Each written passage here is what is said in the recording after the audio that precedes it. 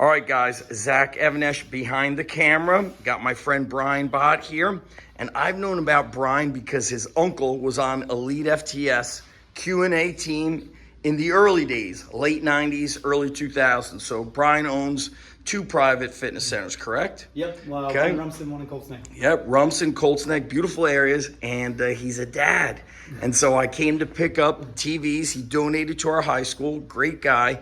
And here we have the home gym setup. And this is gonna be like, I call it like deadly. I did a video with Martin Rooney ages ago. We called it Deadly Dads Deadlifting. Oh, so give us a little bit of tour wherever you want to start, Brian. We got some old stuff and some new stuff. So you know, my wife likes to use a Peloton bike, so that's in the corner. Yep. I'm more of like the Rogue Airdyne bike. I gotta get me one. Like this is the garage line from Elite FTS. I love it. This is the glute ham raise, so still use that some. Yep. We got the flags up for some of the kids that we train that wrestle at those schools. And then this is like the original, I think, first ever safety squat bar that they must have made. So this isn't one of the fancier ones where you can adjust the handles and turn all that. You could see, because then we have one of the newer ones next to it. Correct. That has, you know, a little bit more comfortable. But by the way, the old one was given to you by your uncle? Yeah, I learned to squat with this thing. This thing will crush you because there's no room for error. If you're not in that perfect upright position, I always hated squatting it because I always squatted more laid over and with a wider stance. Right. So anytime it was like time for us to like, you know, compete with each other, like I would get crushed by that thing. Well, your uncle lives up in North Jersey. I know he was a teacher and wrestling coach at North Bergen. Is that the school? North Bergen High School, and then he did some private stuff at the Edge up there for a while. Because wasn't your uncle a state champ wrestler in the 70s? In 80. I was born in 84, so 83. Oh my goodness! Yeah. He had 100 wins back when 100 wins was like. Listen, back when I was in high school, if you got 50 wins, you got into like your Hall of Fame of school, because we maybe had, I don't know, less than 20 matches by the time the district tournament came around. Now I as many wrestlebacks. You were in all these tournaments. None of that. You were done. I've known kids that got over 100 wins that never got out of the district wrestling tournament. Yeah, so he, I think he ended up winning. I don't think he went. I could be wrong, but I'm 90% sure he didn't place until his senior year, and then won, and then he wrestled at Ryder. So first time so qualifier and then wins. And then because he had one guy at his weight, and the way they did it, there weren't a ton of wrestlebacks, so there was no like going back to take 6 or 7.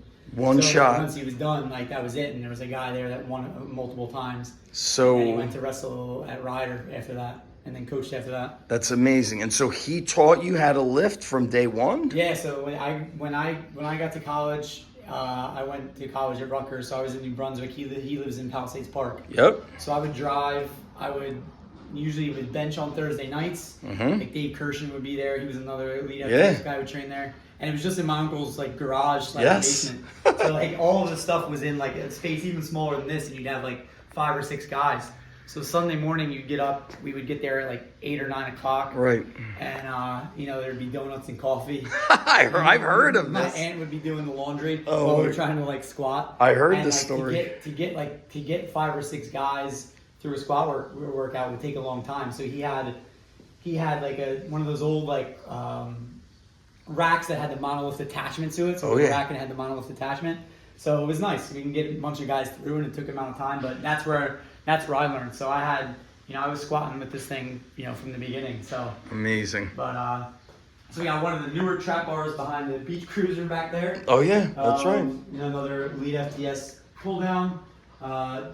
I switched. I had another Elite FTS rack, but we needed it for the gym, so I took this one from this Rogue one from there. Yep. And then this was, I think you had a video not too long back from one of these, right? Right. So we that's called the Al Gerard trap bar. This is one of your original, the diamond bar, and if you are not perfectly centered, it's like tilting everywhere. Yeah. I actually had my friend weld it.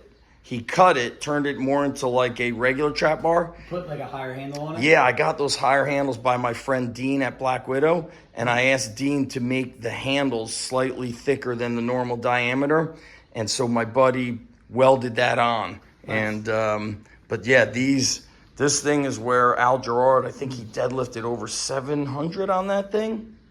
Low handles. Yeah. That back then they didn't make high. There was no problem back in the day, Brian, with people's ankle mobility. Yeah, everybody could reach. That's right. These are the so we have the fancy adjustable dumbbells now, like the power blocks. Yep. But then we have these old school ones where, again, these were my uncles as well, where you line it up and then you literally had to take either 5 or 10 pound plates and stack them all in there and then just screw it back on. But these are, so those only go up to, I think, 90, you know, but you could get these up to, I think, 125 each and just stacked out. What was it? What were those dumbbells called? Was it Iron Masters or something? Yeah, I think you're right. I don't know that they're labeled on here. The only thing it says on them is open and lock. But yeah, so I guess on the plate itself it says quick lock, but Iron Master. Oh yeah, Iron Master. Yep. So you would just pull this out.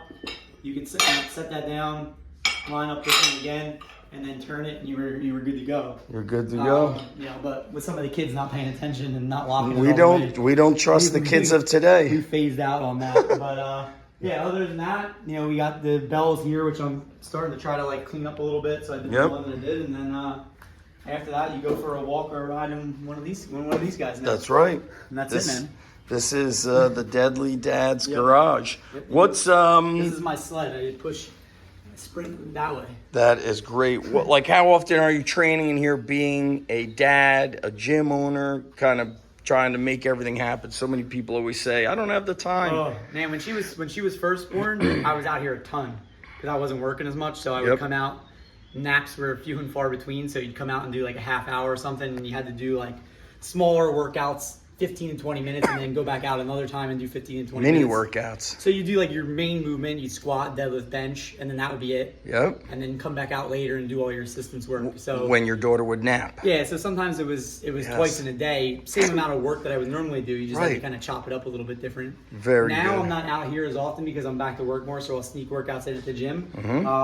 But it's still nice to come out here, like if you don't have a ton of time, and do a kettlebell complex or something like that to make it happen. But it's just an appointment like anything else. You just got to get it done. Right. I think you just spoke at, did you speak at Two Brain Summit? Yeah, I spoke at the Two Brain Summit. I did 2 different talks. One was to the coaches, and that one was on programming for small groups in my private, how to make that work for training multiple people per hour.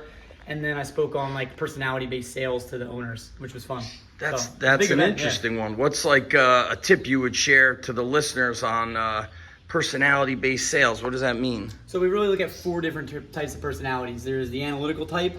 I won't use the big long words, but people are either fact-based or relationship-based. So they like data and numbers, or they tend to thrive being around people. Yes. And then they're introverted or extroverted. So, hey, being around people, being at large conferences like that jazzes them up. Yep. Or they're more introverted, where it doesn't mean they don't like people, but after an event like that, like they got to go chill for like a week and be in the hotel room by themselves. So that makes 4 different groups. So it's just like you have an analytical type, you have the talking type. Talking type is like they come in, like you're trying to describe to them when the workout on the board, and they're just like not paying attention. Like they're just like, and then like you're like, all right, let's go. And they're like, how many reps? You're like, I said 10, 100 times. Yeah. So for those people, they're more about like they don't care about like your undulating, time to get programming. They're just like, what are we doing? Is it going to be fun? Is it going to be intense? Am I going to sweat and have fun? So for those people, like don't bore them with the details. Just make sure they're enjoying it. Love it. And like leaving, having a kick-ass workout, and the music's loud. And then you have across from them like an analytical type where they want to know like why we're doing 77.5% today, right? Yes. Like they want it, like they're gonna have the tendo units and bar speed. And all that stuff. So focusing on data and numbers for like that on those guys is important. Love it. Then you have the more shy, kind of reserved, like those are your relationship introverts. They like being a part of the people, but it's more about like how are they supporting the team. Like they don't necessarily want to be the captain, but they show up to everything on time. Yes. They're very kind of like mind their own business, but they're always there. Like they're the type that will like wipe down all the mats after practice, like, and even though no one asked them to. Yeah. So for those people, it's really about like making sure they feel comfortable and that they know that they're important and part of the team. So when we do consults with people that we feel like fit into that group, it's more about like, hey, you're gonna fit in here. It's gonna be great. You're gonna enjoy it. You're gonna be a big part of the team. Love it. And then lastly, you have the boss type where like, hey, we got squats today, and you're like, nah, I don't want to squat. And you're like, well, that's what we're doing today. Yeah. And like, nah, I don't like those. And you're like, so they like to kind of take the lead. Uh-huh. So it's important to say like, hey, you want a safety squat bar squat, or do you want to do double kettlebell front squat today? Give them the 'Cause, option. like, and you're like, oh no, I want a kettlebell front. All right, cool. And like, because who cares for the general fitness? No doubt. For the most part, I say the same with athletes. Like, listen, if a kid's like saying, yeah, I don't feel that, like, I'm not going to argue. I'm just going to. I remember Joe Ken said that to me in the NFL. Somebody was like, House, I don't put a bar on my back. He's like, all right, Cool. What do you Yeah. do? He's like, I'll do that leg press. Okay. Yeah, it's fine. Let's leg press. He's got you here. That's so, right. Like, yeah, we try to give them a little bit more choice and let them kind of lead the way. Smart. And then go from there. But like they're the opposite of that other group. Like that team guy, like they want to be told what to do. Yes. Like, hey, all right, cool, coach. They're like a soldier. Yeah. What am I doing today? And if you say you could tell them it's 10 sets of 20, and they're like, I guess I got to do it. That's right. Like, they're They not are gonna argue, soldiers. They're just going to come up and do it. So it's like, but whether it's in a a high school or a college weight room, or for me in the private sector, like you're going to have a gym full of 20 people, and you're going to have each of these personality types. So if you're just like, here's how we do it, and there's no flexibility, or it's do this or get out, You will lose. Sometimes you'll lose people. Oh, right? you So will gotta- definitely lose people. You got to figure out like, hey, all these people want the same goal. They want to get better. They want to get stronger. But how they hear information and how they respond to criticism or ways ideas are presented to them are all a little bit different. Very so if you get good intelligent. at identifying them, you can